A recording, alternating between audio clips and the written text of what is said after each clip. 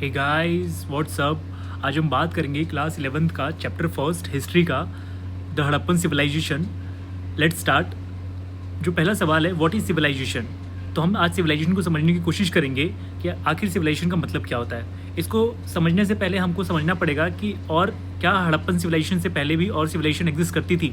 तो जी हाँ, जैसे हम चाइनीज सिविलाइजेशन की बात अगर हम करें यहाँ पर, तो यहाँ चाइनीज सिविलाइजेशन एग्जिस्ट करती थी, यहाँ इंडस वैली सिविलाइजेशन एग्जिस्ट करती थी, same time Mesopotamian civilisation exist करती थी, and this is Egyptian civilisation.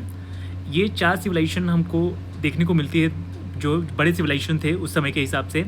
अब सवाल ये उठता है कि ये सिविलाइजेशन हमें क्यों पढ़ना है, इसकी इंपॉर्टेंस क्या है, सिविलाइजेशन का मतलब क्या होता है। जब हम कहते हैं कि इंडस वैली सिविलाइजेशन, तो what does civilisation exactly mean, है ना। तो एक एक करके डिस्कस करते हैं। तो हम पहले बात करते हैं कि सिविलाइजेशन का मतलब क्या है। तो before philosophy there is a survival. British archaeologist V Gordon Childe defined civilization through its material prerequisite. Complex society cannot exist if everyone is stuck in the field trying to survive.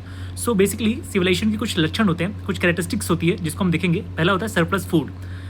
अगर आपके पास surplus food नहीं होगा तो फिर आप और activity नहीं कर पाओगे। आपको पूरे दिन फील्ड पे ही रहना पड़ेगा, आपको हमेशा खाने के बारे में ही सोचना पड़ेगा, आपको हंटर गैदरिंग जैसी जो एक्टिविटीज़ है उसको ही दिन भर परफॉर्म करना पड़ेगा और उसी के बारे में आप सोच पाओगे। तो जो एक ह्यूमन पोटेंशियल है उसको आप अचीव नहीं कर सकते। ये तभी अचीव कर पाओगे जब आप एक सिविलाइज सोसाइटी में रहोगे। तो उसकी जो पहली कंडीशन है वो है सरप्लस फूड। दूसरा हम बात करेंगे urban centre, the physical aggregation of population into a complex permanent settlement.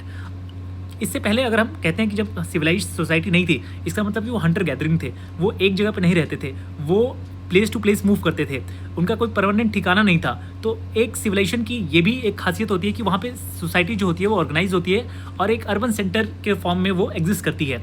फिर वहाँ पर डिवीजन ऑफ लेबर देखने को मिलेगा। वहाँ पर the freedom for individual to specialise in a trade, governance and art rather than mere a subsistence. ये भी एक खास बात होती है सिविलाइजेशन की।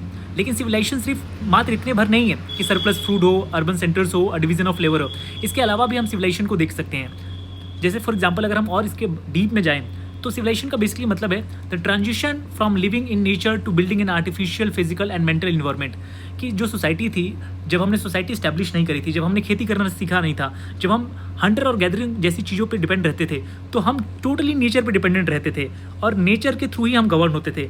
लेकिन over the period of time हमने टेक्नोलॉजी को मास्टर कर लिया और धीरे धीरे हमने एक आर्टिफिशियल फिजिकल मेंटल इन्वायरमेंट हमने क्रिएट कर दिया। जैसे आज के हमारे जो शहर हैं, है ना, वहाँ पे नेचुरल चीज़ें कितनी कम हैं, वहाँ पर हमारे ह्यूमन द्वारा बनाई गई चीज़ें बहुत ज़्यादा हैं। तो वो भी एक प्रोग्रेस और एक सिविलाइजेशन का कह सकते हैं पीक है। सिविलाइजेशन का वो भी एक मायना है। फिर हम बात करेंगे preservation of progress. In a tribal state a massive portion of knowledge die with the Elder.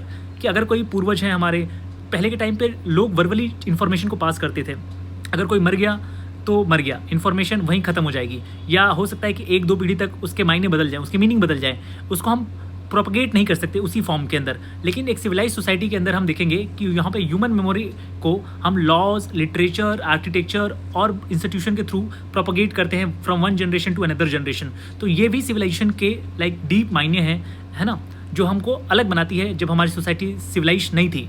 तो civilisation is a humanity rebellion against the time.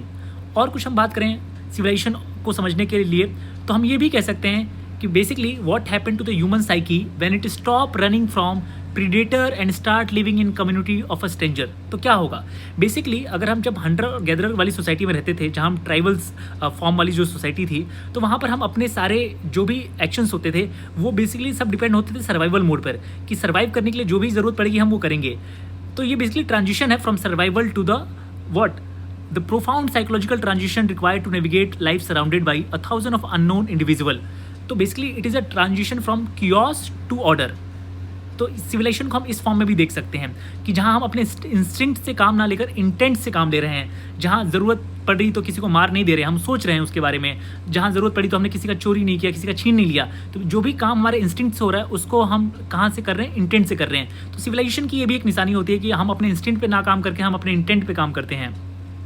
अगर हम और बात करें बेसिकली तो द सोशल कॉन्ट्रैक्ट की अगर हम बात करते हैं, द लॉ ऑफ जंगल, एक फेमस फिलोसफर हुए जिनका नाम था थॉमस हॉब्स। वो कहते थे, he argue that without the central authority life is solitary, poor, nasty, brutish and short. Absolute animal freedom means an unabated freedom to take what we they want by force.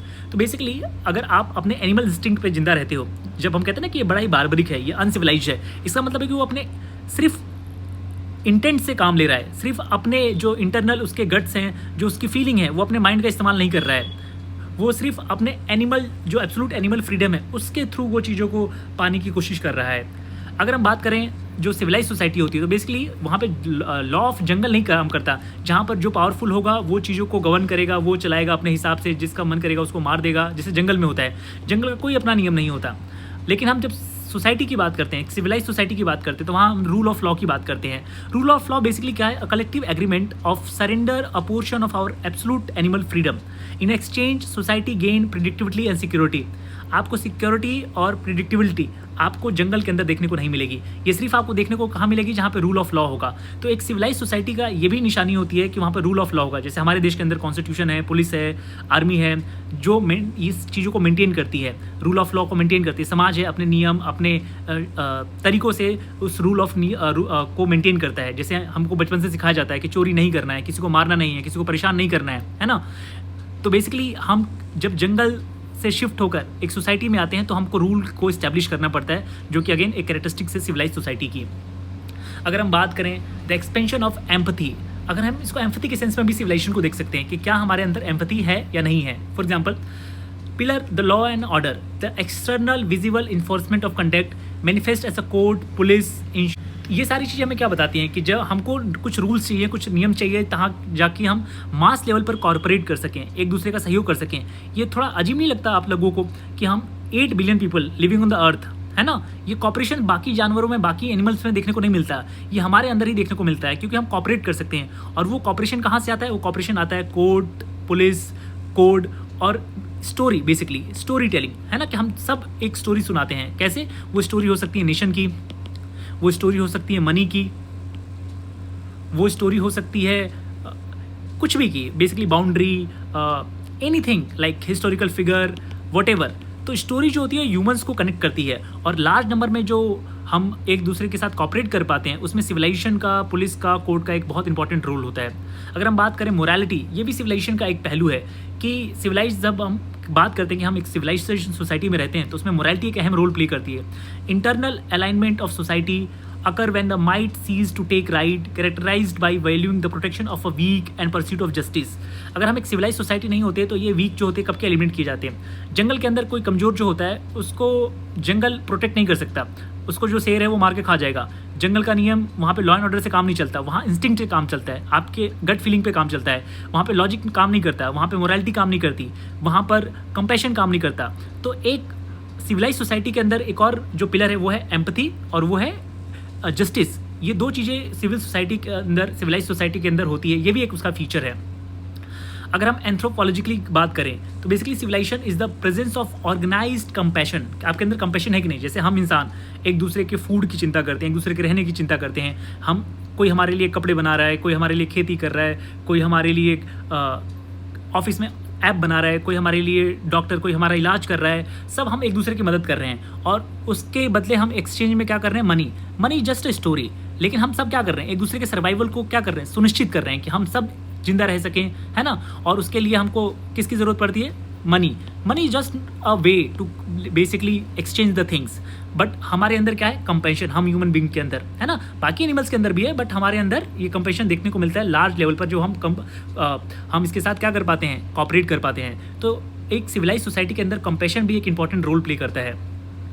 उसके बाद हम अगर बात करें तो हम कोर मेटाफर की बात करें, see civilisation as a ascending ladder, कि पहले हम सोसाइटी जो होगी वो सेवजरी होगी, फिर बारबेरिज्म होगा, और उसके बाद हम धीरे धीरे अपवर्ड की तरफ मूव करेंगे, है ना, जहाँ पर a fundamental belief that tomorrow will always be more civilise than today. ये बिलीफ के साथ हम और आगे बढ़ते चले जाएंगे, और साइंस, टेक्नोलॉजी, मिलिट्री, इन सब में एडवांसमेंट होता जाएगा, और हमारी सोसाइटी पहले से ज़्यादा स्टेबल होगी, ज़्यादा कंफर्टेबल होगी, और लार्ज नंबर में people can live together, cooperate together peacefully. वो एक सिविलाइज सोसाइटी की पहचान होती है। उसके बाद हम इसको एक साइकिल के फॉर्म में भी देख सकते हैं, है ना, birth, growth, death, replacement, corrupt descendance, है ना। See civilisation not a machine but a living organisms, है ना। एथिकल व्यू की अगर हम बात करें गांधी की, तो Mahatma Gandhi offered a profound critic western industrial civilisation, है ना। True civilisation is not measured by a multi storey building, fast travel और मैसिव वेल्थ, है ना। For him civilisation is that mode of conduct which point out to be the man of path of duty, to Gandhi a society posing advance technology but lacking a moral restraint in reality is a barbaric. तो Gandhi ji civilisation को morality के साथ देखते थे, है ना। उनके हिसाब से सिविलाइजेशन का मतलब ये नहीं कि आपने बड़ी बड़ी बिल्डिंगें बना ली, प्लेन बना लिए, वेल्थ बना लिया, है ना। उनके हिसाब से सिविलाइजेशन का मतलब था कि आपके अंदर मोरालिटी है कि नहीं है ना, आपका जो कंडक्ट है वो मोरल है कि नहीं है, वो उसके हिसाब से देखते थे। तो बेसिकली सिविलाइजेशन के कई एस्पेक्ट्स हो सकते थे, मटेरियलिस्टिक एस्पेक्ट हो सकते हैं, है ना, एथिकल एस्पेक्ट हो सकते हैं, है ना, जो हमने बात करी वो सारे एस्पेक्ट हो सकते हैं। तो एक बार वापस से इस वीडियो को देखिएगा, आगे हम इस चैप्टर को बढ़ाएंगे और हम इंडस वैली सिविलाइजेशन के ऊपर फोकस करेंगे। तो हमने सिविलाइजेशन को समझा कि सिविलाइजेशन क्या होता है ना। Thank you.